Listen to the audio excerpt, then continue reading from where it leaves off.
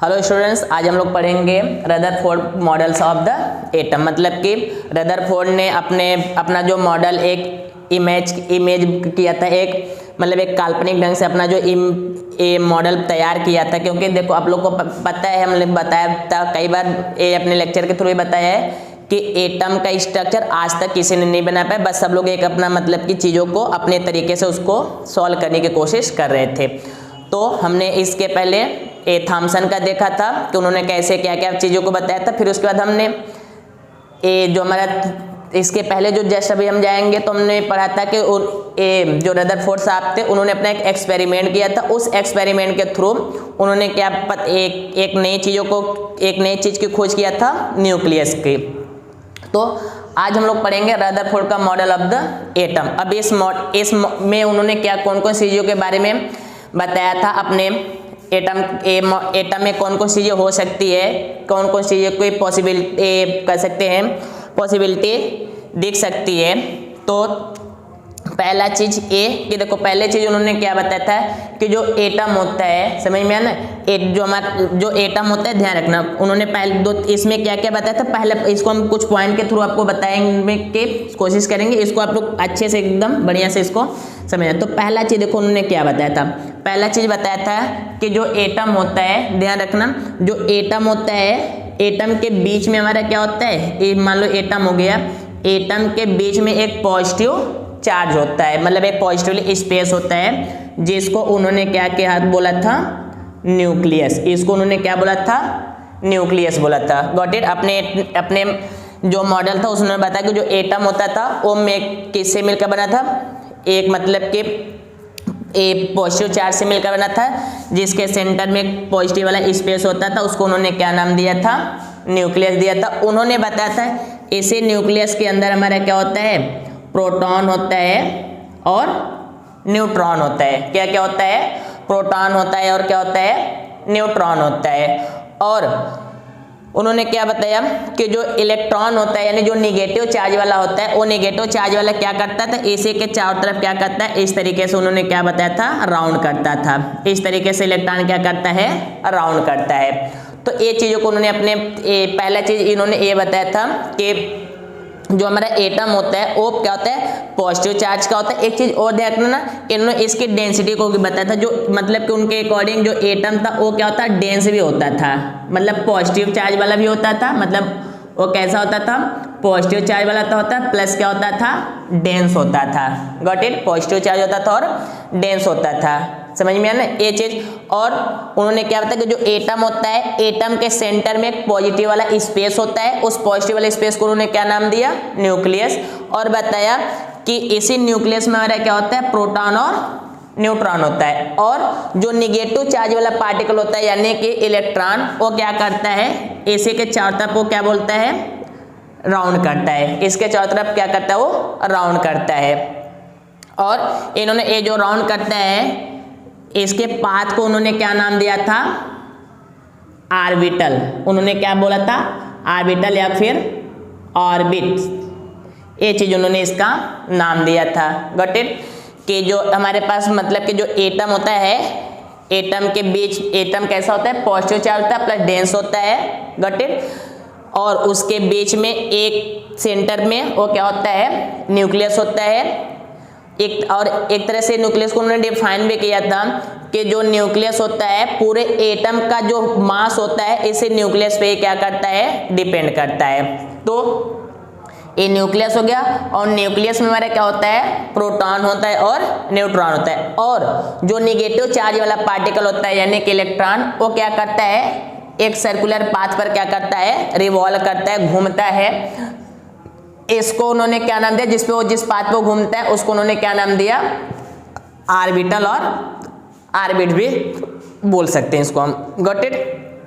तो ये चीजों को उन्होंने क्या किया, बताया था।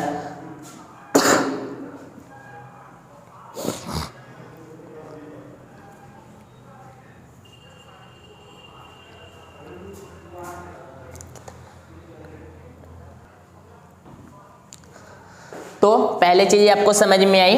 तो पहला चीज उन्होंने क्या बताया था कि जो एटम होता है, वो एटम कैसा होता है, पॉजिटिव चार्ज प्लस ये क्या होता है, डेंस होता है, पॉजिटिव चार्ज होता है प्लस क्या होता है, डेंस होता है। दूसरी चीज इसको उन्होंने क्या बताया कि जो एटम होता है, एटम के बीच में क्या होता है, स्पेस होता है, पॉजिटिव चार्ज वाला स्पेस होता है, जिसको उन्होंने क्या नाम दिया, न्यूक्लियस। समझ में ना, उसको उन्होंने क्या नाम दिया, इसको उन्होंने बोला न्यूक्लियस।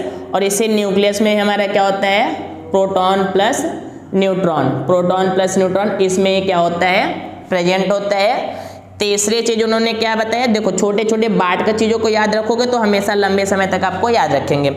फिर तीसरी चीज उन्होंने क्या बताया कि जो निगेटिव चार्ज होता है, जो निगेटिव चार्ज पार्टिकल्स होते हैं, निगेटिव चार्ज पार्टिकल्स लाइक जिसको हम क्या बोलते हैं, इलेक्ट्रॉन। उन्होंने बताया कि जो इलेक्ट्रॉन होता है इसके चारों तरफ क्या करता है, रिवॉल्व करता है, यानी घूमता है। समझ में आना, ये जो होता है अराउंड द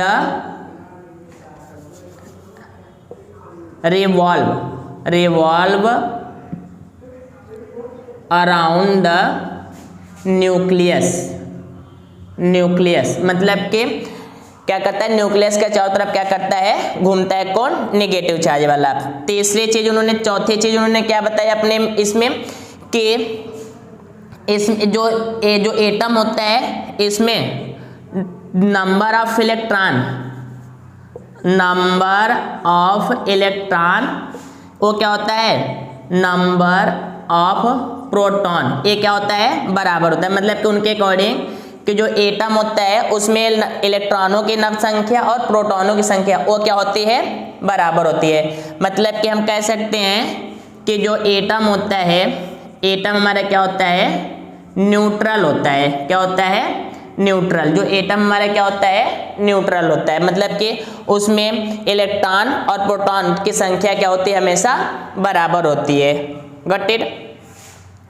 और इसके बाद उन्होंने अगले और क्या बताया कि इसमें देखो जो इतना तो ये तो हो गया कि जितना उसमें एटम मतलब जितना उसमें इलेक्ट्रॉन होगा उतना उसमें क्या होगा, प्रोटॉन होगा। मतलब कि एटम पूरी तरह से हमारा एटम हमारा क्या होगा, ए न्यूट्रल होगा। और एक चीज कि जो एटम होता है, अगर उसके एक्सपेरिमेंट को देखेंगे तो जो एटम होता है उसमें क्या होता है, स्पेस भी होता है। समझ में है ना, जो एटम होता है उसमें क्या होता है, स्पेस होता है, यानी कि बहुत सारा उसमें क्या होता है, खाली जगह होता है। तो ऐसे चीजों को हम क्या करेंगे, ब्रेक करके छोटे छोटे चीजों में हम क्या करेंगे, इसको याद करेंगे तो याद होगा। एक चीज, हाँ एक चीज आप लोग को इसमें और याद रखिएगा, एक अगला पॉइंट कि ये जो घूमता है, समझ में आता है कैसे घूमता है, तो ये जो न्यूक्लियस है, समझ में आ रहा है, ध्यान रखना है। ये जो हमारे पास न्यूक्लियस है, न्यूक्लियस ये क्या करता है, इलेक्ट्रोमैग्नेटिक फोर्स लगाता है किस पे, इस पे। मतलब ये जो न्यूक्लियस होता है इलेक्ट्रॉन के ऊपर क्या करता है, इलेक्ट्रोमैग्नेटिक फोर्स लगाता है, इलेक्ट्रोमैग्नेटिक फोर्स लगाता है, जिससे के कारण न्यूक्लियस इलेक्ट्रॉन को यानी नेगेटिव पार्टिकल्स को ये क्या करता है, बांध कर रखता है। समझना, ये चीज ध्यान रखना है, वेरी इंपॉर्टेंट पॉइंट है कि एक कैसे घूमता है। समझ में आया, तो उसको उन्होंने बताया कि जो न्यूक्लियस है और इलेक्ट्रॉन पे क्या करता है, इलेक्ट्रोनेगेटिव पावर लगाता है, मतलब इलेक्ट्रोनेगेटिव फोर्स लगाता है, जिसके कारण वो क्या करता है, उसको बांध कर रखता है। तो इतनी चीजों को आप लोग ध्यान रखेंगे। पहला उन्होंने अपने मॉडल में क्या बताया कि जो एटम होता है वो पॉजिटिव चार्ज होता है और उस क्या होता है, डेंस मतलब हाई डेंसिटी होती है, मतलब डेंस होता है। दूसरी चीज जो न्यूक्लियस होते हैं वो क्या होते हैं, जो न्यूक्लियस होता है उसमें प्रोटॉन और न्यूट्रॉन होता है।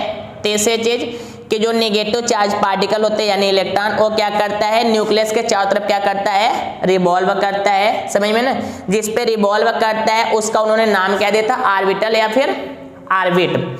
फिर इसमें उन्होंने बताया था कि किसी भी एटम में इलेक्ट्रॉनों की संख्या और प्रोटॉनों की संख्या हमेशा क्या होती है, बराबर होती है। गॉट इट, ये चीज। फिर उसके बाद उन्होंने बताया कि इसके अकॉर्डिंग एटम हमेशा क्या होगा, न्यूट्रल होगा। मतलब जितना इलेक्ट्रॉन उतना प्रोटॉन, यानी दोनों बराबर, यानी प्लस माइनस चार्ज होता है तो कट जाएगा, खत्म। यानी कि एटम हमारा क्या होता है, न्यूट्रल। और एटम में क्या होता है, बहुत सारा स्पेस होता है। इसके बाद जो न्यूक्लियस है वो न्यूक्लियस क्या करता है, नेगेटिव चार्ज पार्टिकल यानी इलेक्ट्रॉन को इलेक्ट्रोमैग्नेटिक फोर्स लगाकर उसको क्या करता है, बांध कर रखता है।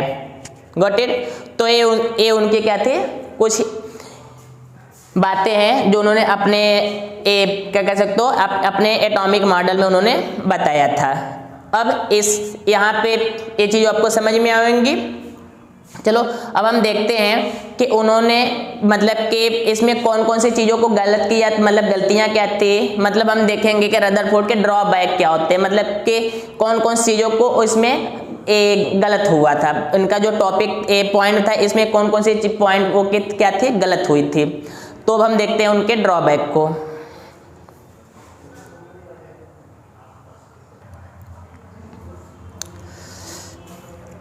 देखो अब हम लोग पढ़ेंगे जो रदरफोर्ड का ड्रॉबैक था, यानी कि ड्रॉबैक मतलब उनमें उनकी कमियां क्या थी, उनका जो मॉडल था उसमें कौन सी चीज़ों की कमी थी कि वो उसको साइंटिस्ट ने मान्यता नहीं दे पाया कि नहीं एटम का यही स्ट्रक्चर होना चाहिए। तो देखो सबसे जो महत्वपूर्ण बहुत ही इंपॉर्टेंट जो ड्रॉबैक था उनका ये था कि देखो उन्होंने क्या बताया था, ध्यान से समझना। उन्होंने बताया था कि अपने मॉडल में उन्होंने बताया था कि हमारे पास क्या है, एटम जो होता है, एटम के बीच में न्यूक्लियस होता है। न्यूक्लियस में हमारा क्या होता है, न्यूक्लियस हमारा पॉजिटिव चार्ज होता है और प्रोटॉन न्यूट्रॉन इसमें क्या करते हैं, एसी में प्रेजेंट होते हैं। Got it. तो उन्होंने इसके मतलब एटम के स्टेबिलिटी के बारे में नहीं बताया था। ध्यान रखना उनके जो सबसे बड़ा ड्रॉबैक था वो क्या कर रहे थे, उन्होंने can not be explain to stability of atom, मतलब एटम के स्टेबिलिटी के बारे में वो सब मतलब उन्होंने ये नहीं बता पाया था कि एटम कब तक स्टेबल रहेगा, यानी कैसे एटम कब के मतलब स्टेबिलिटी मतलब उसकी स्थिरता कब तक रहेगी, कब तक वो सही सलामत रहेगा। इस तरीके जैसे कि अब देखो अगर हम बात करें, ये हमारे पास क्या हो गया, एटम का न्यूक्लियस हो गया। उन्होंने बताया था कि इस न्यूक्लियस में क्या होता है, प्रोटॉन होता है और क्या होता है, न्यूट्रॉन होता है। और उन्होंने बताया था कि जो नेगेटिव चार्ज पार्टिकल होते हैं, जो नेगेटिव चार्ज पार्टिकल होते हैं वो क्या करते हैं, नेगेटिव चार्ज पार्टिकल जो इस तरीके से इस पे क्या करते हैं, उनके अकॉर्डिंग इस तरीके से इस पे क्या करते हैं, रिवॉल्व करते हैं, घूमते हैं। Got it. इस तरीके से उन्होंने क्या करते, घूमते हैं वेरी हाई स्पीड में, बहुत तेज घूमते हैं।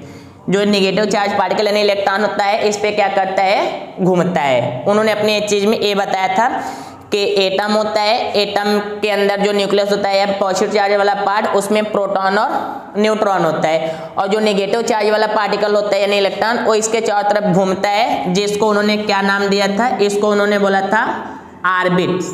इसको उन्होंने क्या नाम दिया था, ऑर्बिट्स। तो अब हम लोग अगर फिजिक्स में जाएंगे तो फिजिक्स में हम लोग एक थ्योरी पढ़ते हैं, इलेक्ट्रोमैग्नेटिक थ्योरी। फिजिक्स में आप लोग अपर क्लास में जाएंगे 11th 12th में, तो उसमें आपको फिजिक्स में एक चीज मिलेगा, इलेक्ट्रोमैग्नेटिक थ्योरी। इलेक्ट्रोमैग्नेटिक थ्योरी में यह बताया गया है कि जब भी कोई भी चीज क्या करता है, रिवॉल्व करता है, जब भी कोई भी चार्ज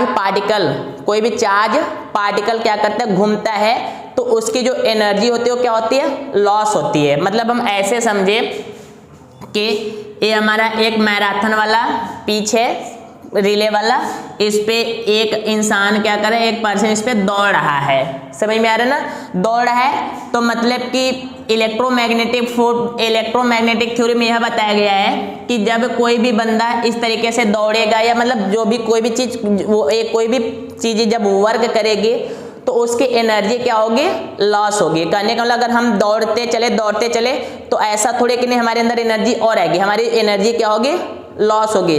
हम थोड़ा रुकेंगे, बूस्ट होंगे, फिर दौड़ेंगे। तो वह चीज उन्होंने बताया था कि जब भी कोई भी चीज कंटिन्यूसली रिवॉल्व करता है यानी घूमता है, वर्क करता है, तो उसकी एनर्जी क्या होती है, लॉस होती है। और जब लॉस होती है तो क्या हो जाता है, रुक जाता है, वो गिर जाता है। ऐसे कुछ चीजें इलेक्ट्रोमैग्नेटिक थ्योरी में बताई गई है। तो उसमें उन्होंने बताया था, अब बातें इनके मॉडल पे, इन्होंने अपने मॉडल में बताया था कि जो न्यूक्लियस होता है इस पे प्रोटॉन और न्यूट्रॉन होता है, और जो इलेक्ट्रॉन होते हैं नेगेटिव चार्ज पार्टिकल इसके चारों तरफ क्या करते हैं, घूमते हैं। Got it. अब घूमते हैं तो इसका मतलब कि ए भी क्या होगा, घूमेगा, तो इसके भी एनर्जी में लॉस होगी। मतलब अगर हम बात करें किसके जरिए,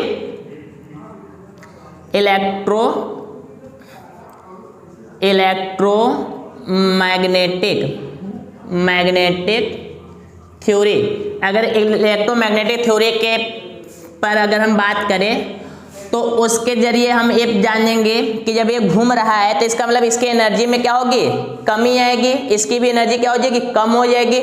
और ये घूमते घूमते घूमते घूमते जब इसकी एनर्जी कम आएगी तो मतलब ये क्या होगा, धीरे धीरे अपनी एनर्जी लॉस करता जाएगा, लॉस करता चलेगा, इस तरीके से लॉस करता चलेगा, ऐसे इस तरीके से लॉस करता चलेगा।